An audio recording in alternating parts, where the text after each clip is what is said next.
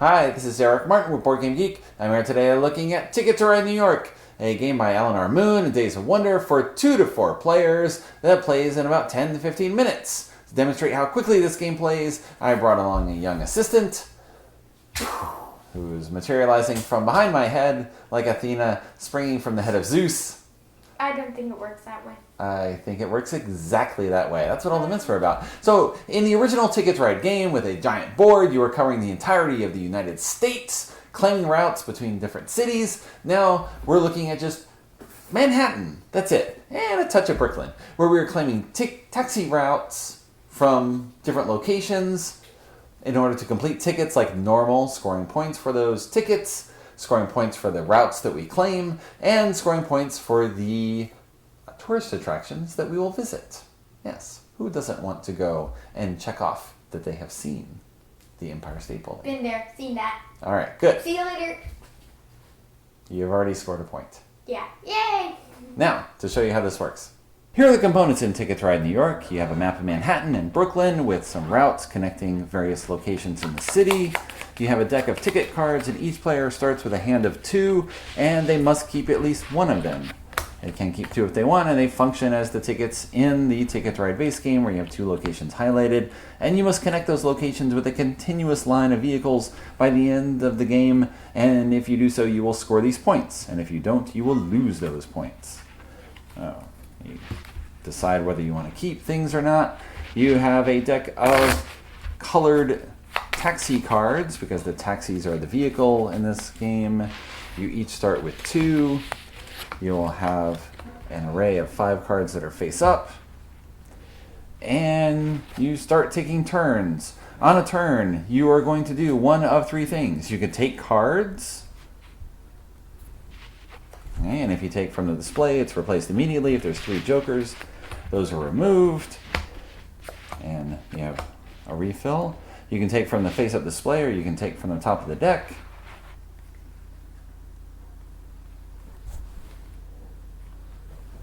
If you take a face-up joker, that is the only card you can take for that turn. Okay.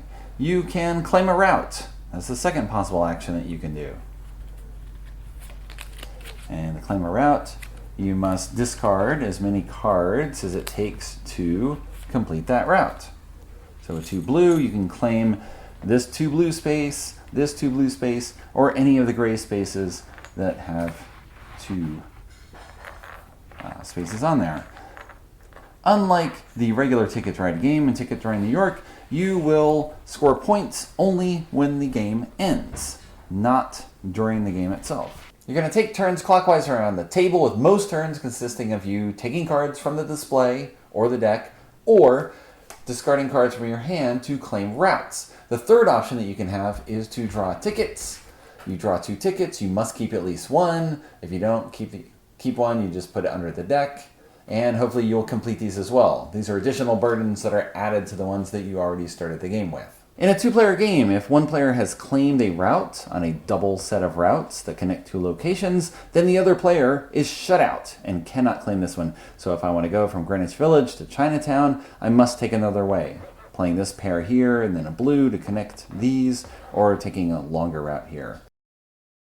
You'll keep taking turns until someone triggers the end of the game, and in this version of the game, you have only 15 vehicles each instead of 45 as in the base Ticket to Ride game, so the end comes much sooner than you would think. When someone claims a route and reduces their taxi supply to 2 or fewer taxis, then that triggers the final round of the game, with each player taking 1 additional turn after that. So Trevor hands in these 3, he claims this route.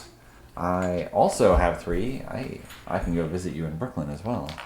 Trevor takes 1 final turn. He can claim cards if he has nothing else to do. He can take tickets if he wants to gamble on drawing tickets that he will have already completed by doing this. Or he can play a card and place his final taxi somewhere.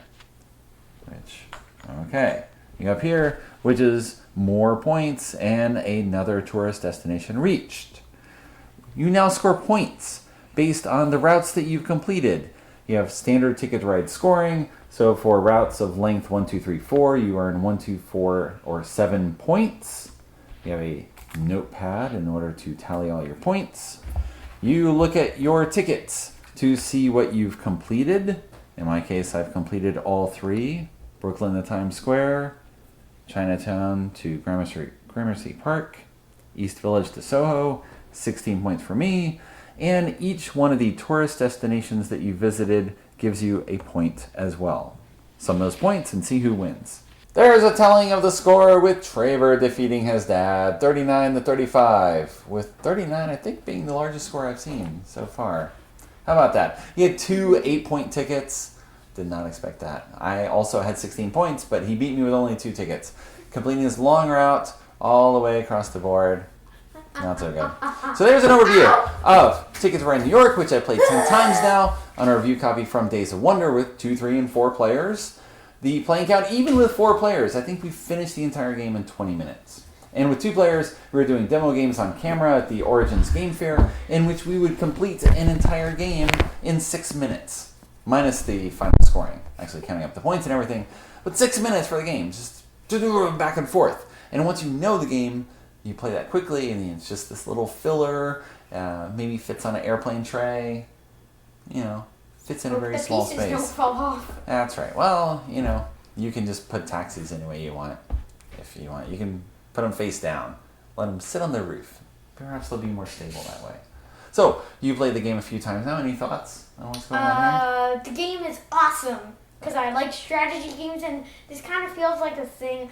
I like things where you place things. I know this sounds weird, but I like things where there's a board and you take a thing and you put it on something, and then whoever makes the smartest route wins. Or it doesn't have to be a route. Kind of like chess, Move the thing, then you grab this, move that thing, and that thing takes that thing, and you're in a better position each time.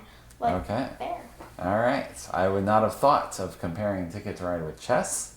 You wouldn't think of comparing anything to chess, Dad. It is true. I'm not a huge fan of chess. Yeah. Someone else Curse you. is a huge fan of chess. Tournaments. Okay. Thank you very much for your service. Adieu. I'm not sure what else I can say about Ticket to Ride. The game is well known. There's no real changes in Ticket to Ride New York except for the introduction of ticket destinations where you score 1 point for each of particular locations that you visit on the board. But those have not played a big factor in the game. Aside from one game, in the other 9 games that we've played, everyone has scored 5 or 6 points from visiting those destinations, which means it's kind of a wash. It doesn't even matter. In one game, someone scored 8, but they had negative 3 points for tickets, so they were not a factor in that game anyway. Maybe that's not a strategy. Maybe the strategy is to claim larger routes and have high scoring tickets. Right? That's the strategy in Ticket to Ride, right? I don't know if I've played yet enough where you actually memorize what the tickets are, intuit where people are going, because you can say, okay, they must have this and this, and so you start blocking them and trying to cut off routes. The board gets incredibly busy with 4 people. It's kind of hard to imagine as you're playing with 2, seeing what's on there, and then imagining 2 more people piling in. It gets pretty crowded, and yet you can still make things happen, just as you can in a 5-player game in regular Ticket to Ride. Now, why does this game exist? Well, to make money, I assume, is Days of Wonder's primary intention for introducing a new product in a popular series. Some percentage of Ticket to Ride fans will buy this game, and now I'll have a travel option to bring with me on trips, or play on a plane where it fits in a small area, or any sort of number of excuses along those lines. But you have to think about going the other direction. For people who are not familiar with the game, who see it in Target, which again is where this thing is going to be sold, and they look at that $50 game and they're just like, yeah, I don't think so. I'm not taking a chance on that. Now you have a $20 option to try this out. And you can imagine results along the lines of when Days of Wonder introduced the Ticket to Ride app, which initially they were worried would cannibalize sales of the board game. They thought, well, we're going to replace it with this $5 app that some number of people are going to buy, and sure, maybe some of them don't buy the board game, but okay, we're going to make money from the app, from existing fans of the game who are going to buy that. Now they've got this option, take on the road, on the travel, sounds very familiar, the arguments along these lines, and yet Days of Wonder discovered that the app actually drove sales of the board game from people who were introduced to it on the app And then some percentage of them went on to buy the board game, to play with people in real life, instead of just playing on your phone and having your head down and doing stuff there. Hey, now I can introduce it to other people. And you can imagine this function in the same way, where I'm going to take $20, just try it. I'll take a chance. Maybe this will work out and be fun. And then some percentage of them will go on and buy the $50 game, and then they'll buy the Europe version, and then they'll buy the Germany version, and they'll buy map collections, and that customer base will keep swelling. Because while Days of Wonder reports, I believe, 4 million sales of Ticket to Ride games to date, following the introduction of the game in 2004, 4 million is still a small number compared to the number of potential customers that you have.